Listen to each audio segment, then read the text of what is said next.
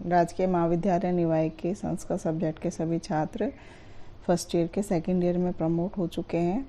Second year के छात्रों से मैं कहना चाहती हूँ कि अब हम रेगुलर स्टडी शुरू कर रहे हैं ऑनलाइन, और सिलेबस मैं आपको पहले भेज चुकी हूँ। उसमें सबसे पहले हम अभिज्ञान शाकुंतलम से हमारे इस सेकंड ईयर के कोर्स की शुरुआत करेंगे। आज मैं महाकवि कालिदास द्वारा रचित अभिज्ञान शाकुंतलम शुरू करा रही हूँ मैं आज। तो अभिज्ञान शाकुंतलम हम शुरू करते हैं। यह महाकवि कालिदास द्वारा रचित एक नाटक है, जिसका प्रथम अंक 7 अंकों का ये नाटक है, जिसका प्रथम अंक आज हम शुरू करेंगे। प्रथम अंक का पहला श्लोक मंगलाचरण यानी कि नांदी पाठ नाटक में यह नांदी पाठ कहा जाता है, और महाकाव्यों में मंगलाचरण पहला श्लोक मंगलाचरण वाला या नांदी पाठ का हम शुरू कर रहे हैं। पहला श्लोक है, या सृष्टि सृष्टु आद्यः वहति विधियुतं या हविर्या च होत्री ये द्वे कालं विद्यते श्रुति विषय गुणा या स्थिता व्याप्य विश्वम याम आहु सर्व बीज प्रकृति इति यया प्राणिनः प्राणवन्तः प्रत्यक्षाभिः प्रपन्न तनुः भी अस्तु वस्ताभि अष्टाभि ईशः।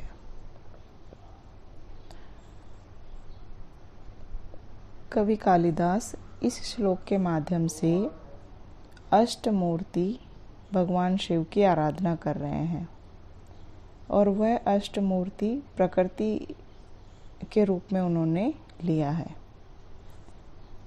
कह रहे हैं, या सृष्टि सृष्टु आद्यः, या यानी जो सृष्टु यानी सृष्टि की रचना करने वाले ब्रह्मा की आद्या सृष्टि है। आद्या यानी सर्वप्रथम, आद्या सृष्टि यानी रचना, सर्वप्रथम रचना। सर्वप्रथम रचना क्या है ब्रह्मा की? जल। तो जो संसार के रचयिता ब्रह्मा की पहली रचना है, यानी जलमय मूर्ति। फिर कहते हैं, या वहति विधियुतं, यानी कि वहन करता है, वहती वहन करता है, जो शास्त्र विधि के अनुसार, विधि उत्तम शास्त्र विधि के अनुसार उत्तम हवन की गई सामग्रियों को देवताओं के समीप ले जाता है। हविर्या च होत्री यानी कि हवन करने वाला, और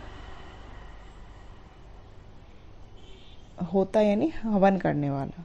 जो हवन करने वाला है वह यजमान रूपी मूर्ति और अग्नि रूपी हवि को लेकर जाने वाला, यानी कि अग्नि ही लेकर जाता है देवताओं तो हमारी हवियों को। हम हवन में जो भी आहुति डालते हैं उसको देवताओं तक पहुंचाने का कार्य कौन करता है? अग्नि। तो उन्होंने बताया है कि एक तो जलमय मूर्ति, दूसरी अग्नि रूपा मूर्ति, और तीसरी यजमान रूपी मूर्ति, मतलब कि जो हवन करवाने वाला है वह। फिर कहते हैं, ये द्वे कालम विद्यते है, जो 2 कालों का विधान करने वाला।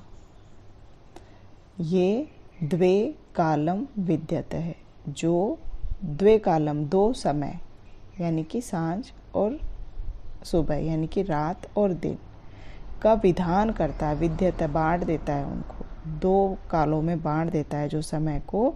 वो कौन है? सूर्य और चंद्रमा। जब सूर्य उगता है तो सुबह दिन हो जाता है, और जब चंद्रमा आता है तो रात हो जाती है। तो ये सूर्य और चंद्रमा रूपी मूर्तियाँ तो कितने हो गए? 5 मूर्ति हो गई। अष्टमूर्ति का यहाँ वर्णन करेंगे ये, और 5 मूर्तियों का हम बात कर चुके हैं। जल, अग्नि, यजमान, सूर्य और चंद्रमा। फिर कहते हैं, श्रुति विषय गुणा या स्थिता व्याप्य विश्वम। श्रुति विषय गुणा यानी कि जो श्रवण इंद्री, श्रुति यानी कि सुनने का जो हमारी शक्ति है, श्रवण इंद्रिय के विषय रूप गुण की आश्रयभूता, आश्रय मीन्स जहाँ पर रहता है वह शब्द, वो क्या है? आकाश, आकाश रूपी मूर्ति। शब्द का जो गुण है वह आकाश में रहता है, तो आकाश रूपी मूर्ति। और 6 हो गई। अब 7वां कौन है? याम आहू। याम आहू यानी जिसे कहा गया है।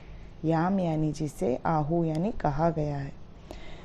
जिसे कहा गया है सर्व बीज प्रकृति ही इति, सभी बीजों का प्रकृति यानी कारण, सभी बीजों का कारण कहा गया है जिसे, यानी कि कारण यानी उत्पन्न करने वाला। ये दार्शनिक विचार, दार्शनिक शब्द आ गया यहाँ पर। प्रकृति, जो सभी बीजों की प्रकृति, जो सभी बीजों का कारण है, जो सभी बीजों को उत्पन्न करने वाली है, वह कौन है? पृथ्वी। पृथ्वी में कोई भी व्यक्ति हो, कोई भी वस्तु हो, वो पृथ्वी से उत्पन्न होती है। तो दार्शनिक विचारधारा है कि पृथ्वी ही सभी बीजों का, सभी वस्तुओं का कारण है, उत्पन्न करने वाली है। तो वह पृथ्वी रूपी मूर्ति। फिर यया प्राणिन है प्राणवंत है। यया यानी जिसके द्वारा, प्राणिन है सारे प्राणी, प्राणवंत है यानी प्राणवान रहते हैं। प्राणवंत यानी कि प्राणवान रहना। प्राण यानी सांस, हमारा प्राण चल रहा है, सांस चल रही है, तो सांस वाला बने रहना, सभी प्राणियों का प्राणवान बने रहना जिसके कारण होता है वह वायु रूपी मूर्ति। तो 8 प्रकार की मूर्तियों का यहाँ वर्णन किया है कालिदास ने। जल, अग्नि, हवन करने वाले, सूर्य, चंद्रमा, आकाश, पृथ्वी और वायु, ये 8 प्रकार की मूर्ति के रूप में जो हमें स्पष्ट दिखाई देते हैं, प्रत्यक्ष दिखाई देते हैं। तनु भी ही इन शरीरों के द्वारा, तनु यानी शरीर, वैसे हमें ईश्वर दिखाई दे या ना दे, लेकिन इन 8 प्रकार के शरीरों के द्वारा ईश्वर हमें दिखाई देते हैं। ईश्वर कौन है? ईश्वर हमें पालने वाला है। ईश्वर कौन? हम यही कहते हैं, हे ईश्वर हमारी रक्षा करना, हमें पालना, ऐसे। तो ईश्वर जो पालन करता है, पालन कौन करता है? हम इस प्रकृति के द्वारा ही हमारा पालन होता है। जो हम खाते हैं, सांस लेते हैं, पानी पीते हैं, चलते हैं, फिरते हैं, हमें एनर्जी मिलती है। सूर्य चंद्रमा से हमें शक्ति मिलती है, ऊर्जा मिलती है, प्रकाश से हमें ऊर्जा मिलती है। सभी वनस्पतियों को प्रकाश से ऊर्जा मिलती है, चंद्रमा से भी उनको ऊर्जा मिलती है। तो ये सब जो हमें जीवित रखते हैं, ऐसे ईश्वर हमें दिखे नहीं दिखे, लेकिन इन सारी चीज़ों के द्वारा हमें वह ईश्वर दिखाई दे रहा है प्रत्यक्ष। क्यों? क्योंकि वह इन सारी चीज़ों के द्वारा हमारा पालन पोषण हो रहा है। तो ये प्रत्यक्ष दिखाई देने वाली ये सारे शरीर, तनु भी, इन सारे शरीरों के द्वारा, तृतीय विभक्ति है, अवतु रक्षा की जाए हमारी, हे ईश्वर इन 8 प्रकार के शरीरों से दिखाई देने वाले जगत के स्वामी भगवान शिव, आप सभी हम सबकी रक्षा करें। हम सबकी, किनकी? पढ़ने वालों की, सुनने, चूँकि ये नाटक है तो जो देख रहे हैं उनकी, जो नाटक कर रहे हैं उनकी, जो बाद में इसको सुनेंगे या पढ़ेंगे, उन सब की, दर्शकों की रक्षा करें। तो यह एक मंगल कामना वाला श्लोक होता है। हर ग्रंथ में सर्वप्रथम जो श्लोक कहा जाता है वह ईश्वर का नाम लेकर उस ग्रंथ का प्रारंभ करने के लिए श्लोक कहा जाता है, जिसको हम काव्यों में मंगलाचरण कहते हैं और नाटकों में उसे नांदी पाठ कहा जाता है। तो यह नांदी पाठ था इस नाटक का प्रारंभ करने के लिए। तो यह मुझे लगता है आपको यह नांदी पाठ वाला श्लोक समझ में आ गया होगा। उसके बाद में नाटक में सूत्रधार होता है, सूत्रधार जो कि उस नाटक को क्रमबद्ध रूप में प्रस्तुत करेगा अंत तक। तो वह सूत्रधार का, चूँकि ये नाटक है तो ये इस प्रकार से लिखा जा रहा है जैसे कि हमारे सामने हो रहा हो। तो आपको इसको पढ़ते पढ़ते इसी तरीके से सोचना है कि जैसे हम नाटक देख रहे हैं तो हमारे सामने सूत्रधार आएगा मंच पे, तो इसका लेखन भी उसी प्रकार से होता है। नाद्यांते, नाद्यांते यानी नांदी के बाद में, नादी हो जाने के बाद, नांदी पाठ हो जाने के बाद में सूत्रधार का मंच पर प्रवेश होता है और वह सूत्रधार नेपथ्य अभिमुखम अवलोक्य, नेपथ्य की ओर देख कर, नेपथ्य यानी कि जो पर्दा लगा हुआ है, मंच पर पर्दा लगा हुआ होता है, उसके पीछे सारे मंच पर काम करने वाले जो कलाकार हैं वे अपना अपना कार्य करते रहते हैं और सूत्रधार को वहाँ से किसी भी कलाकार को या कोई भी निर्देश देना होता है तो वह नेपथ्य की तरफ मुख करके वहाँ से बोलता है। और वह कह रहा है सूत्रधार की आर्ये यदि नेपथ्य विधानम अवसितम, यदि नेपथ्य का कार्य खत्म हो गया है तो इतः तावद आगम्यताम, आप यहाँ आ जाओ। प्रविश्य, प्रवेश करके। नटी, नटी क्या कह रही है? आर्यपुत्र इयम अस्मि, कि आर्यपुत्र में आ गई हूँ। नटी कौन है? सूत्रधार की पत्नी होती है जो कि अपने पति को आर्यपुत्र से संबोधित कर रही है और कह रही है कि मैं आ गई हूँ। सूत्रधार ने उसे मंच पर बुलाया और वह आ गई है।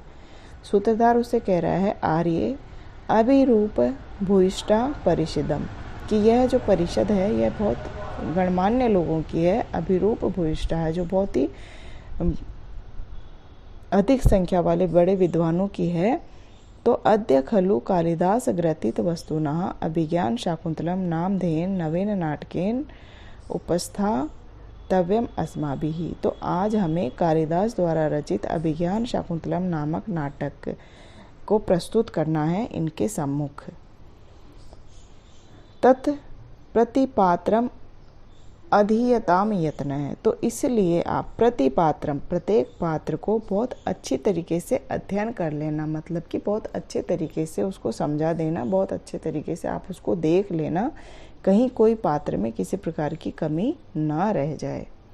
नटी कह रही है सुविहित प्रयोग गत आर्यस्य न किमपि परिहास्यते, कि आपके प्रयोग बहुत ही अच्छे होते हैं तो किसी प्रकार की कोई परिहास नहीं होगा, मतलब किसी प्रकार भी हम हंसी के पात्र नहीं बन पाएंगे।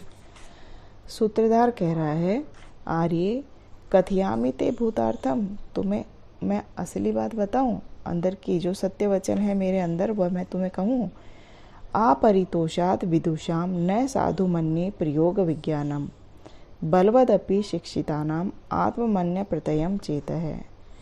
अपरितोषाद विदुषाम, कि जब तक विद्वान लोग संतुष्ट नहीं हो जाते, अपरितोषाद यानी संतुष्ट होने तक, विद्वानों के संतुष्ट होने तक, न साधु मन्ये प्रयोग विज्ञानम, मैं अपने प्रयोग को अच्छा नहीं मानता। न साधु मन्ये यानी कि नहीं मानता हूँ अच्छा। जब तक विद्वान लोग संतुष्ट नहीं हो जाते तब तक मैं अपने प्रयोग को अच्छा नहीं मानूंगा। बलवद अपि शिक्षितानाम आत्मन्य प्रत्ययम चेत है, बहुत अधिक शिक्षित भी मेरा जो मन है वह अविश्वस्त ही है। मैं बहुत सफल प्रयोग किया हुआ हूँ, निपुणता से कार्य करता हूँ, लेकिन जब तक विद्वान लोग संतुष्ट नहीं हो जाएंगे तब तक मैं अपने प्रयोग को अच्छे नहीं मानूंगा। बहुत अधिक शिक्षित भी मेरा जो मन है, मेरा जो चित्त है वह इसी प्रकार से सोचता है कि आर्य एवं एतत्, ऐसा ही होगा।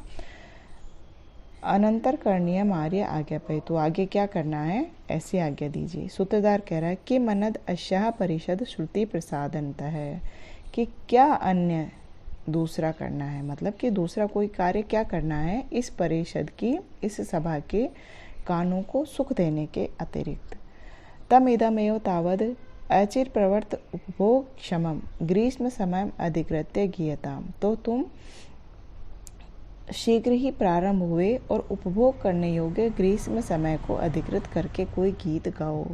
गर्मियों का मौसम जब शुरू होता है, जब शुरू हुआ होता है, मतलब कि जब सर्दियाँ ख़त्म हो रही होती हैं और गर्मियाँ प्रारंभ हो रही होती है, उस समय के मौसम को लेकर कोई गीत गाओ, ऐसा सूत्रधार नटी को कह रहा है।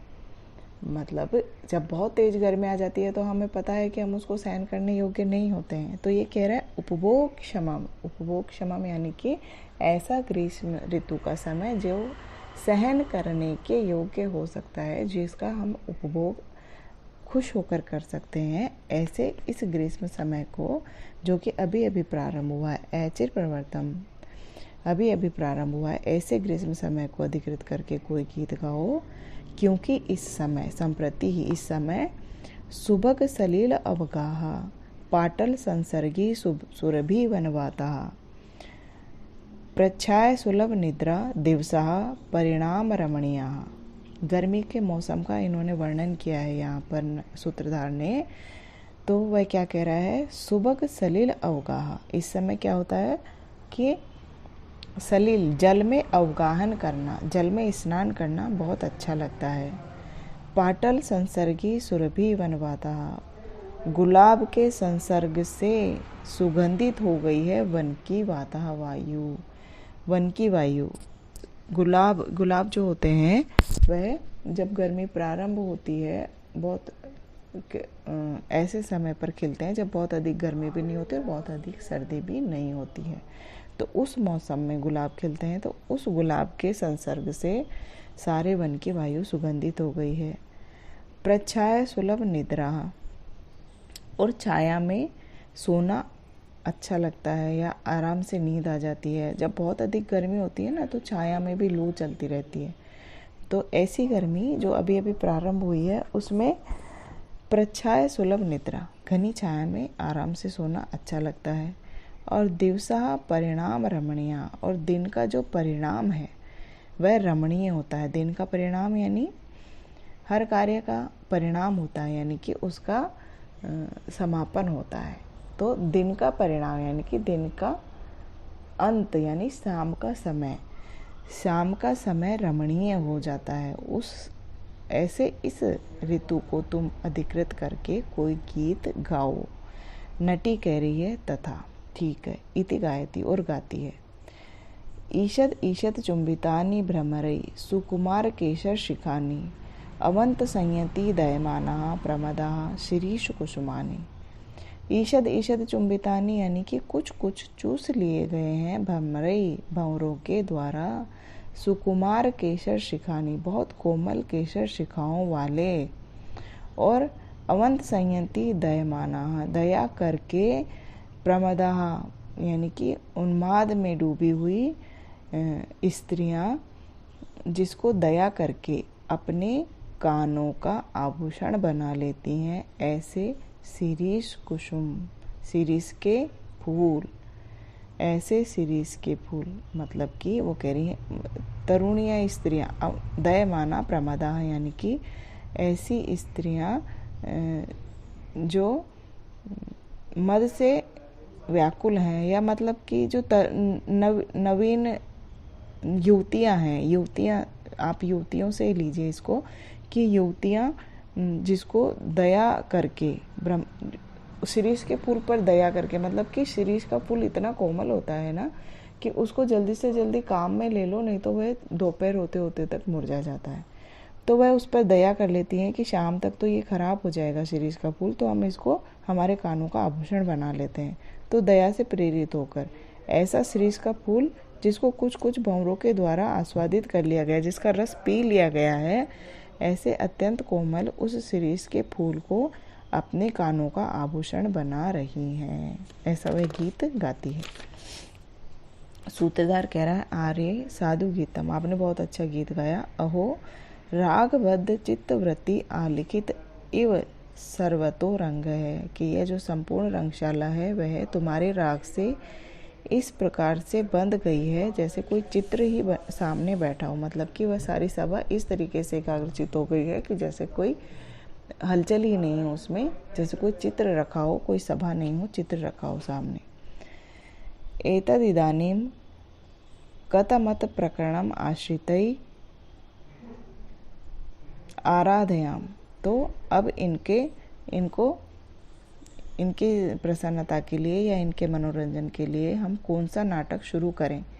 नटी करिये ननु आर्य मिश्रे प्रथमेव आज्ञप्तम अभिज्ञान शाकुंतलम नाम पूर्वम नाटकम प्रयोगे अधिक्रियताम इति, कि निश्चय ही आर्य मिश्र द्वारा पहले ही आज्ञा दे दी गई है कि अभिज्ञान शाकुंतलम नामक नाटक का प्रयोग आज हम यहाँ करने वाले हैं। सूत्रधार कह रहा है, आर्य सम्यक अनुबोधितो अस्मि, आपने मुझे बहुत अच्छा याद दिलाया। अस्मिन् क्षणे विस्मृतः खलु मया, इस समय तो मैं भूल ही गया था। कुतः, क्योंकि तवास्मि गीत रागेण हरिणा प्रसभम ऋतः एष राजेव दुष्यंत सारंगेण अतिर्हंसः इति निष्क्रांतौ। तवास्मि गीत रागेण, तव यानी तुम्हारे, गीत राग से, तुम्हारे गीत की राग से, मैं हरिणा प्रसभम ऋत है, उस हिरण के समान हर लिया गया, मैं हरिणा हर लिया गया इस समय। हरिणा यानी मनोहर, मनोहर तुम्हारे गीत के राग से मैं ऋत है यानी हर लिया गया, मेरा जो मन है वह हर लिया गया। एष राजेव दुष्यंत सारंगेण अतिरंसा, जिस प्रकार यह राजा दुष्यंत, जिस प्रकार से राजा दुष्यंत इस सारंगेण यानी कि हिरण के द्वारा, सारंग यानी हिरण, एक प्रकार का मृग है, हिरण है, इस हिरण के द्वारा जिस प्रकार राजा दुष्यंत बहुत दूर तक ले जाया गया है, उसी प्रकार से मेरा मन भी तुम्हारे गीत के द्वारा हर लिया गया है। मतलब कहने का ये है कि अब वह मंच पर राजा दुष्यंत को प्रस्तुत करने वाले हैं। तो वह राजा दुष्यंत किसी प्रकार से प्रस्तुत होंगे मंच पे कि हिरण का पीछा करते हुए। तो वह उन्होंने इस प्रकार की पटभूमि बना ली है कि राजा दुष्यंत हिरण का पीछा करते हुए उसी प्रकार से आ रहे हैं, और मैं भी तुम्हारे, मेरा मन जिस प्रकार से तुम्हारे गीत के राग से दूर तक खींच लिया गया, मैं सब कुछ भूल भाल गया कि मुझे क्या करना है क्या नहीं करना। ऐसे ही ये राजा भी हिरण के द्वारा इसी प्रकार से खींचा चला रहा है हिरण के पीछे, ये और बाकी सब कुछ भूल गया है। तो आज ये हमने यहाँ तक पढ़ा, ये प्रस्तावना है एक तरीके से नाटक की। अब इसके आगे नाटक प्रारंभ हो जाएगा। तो अब नाटक प्रारंभ हो रहा है।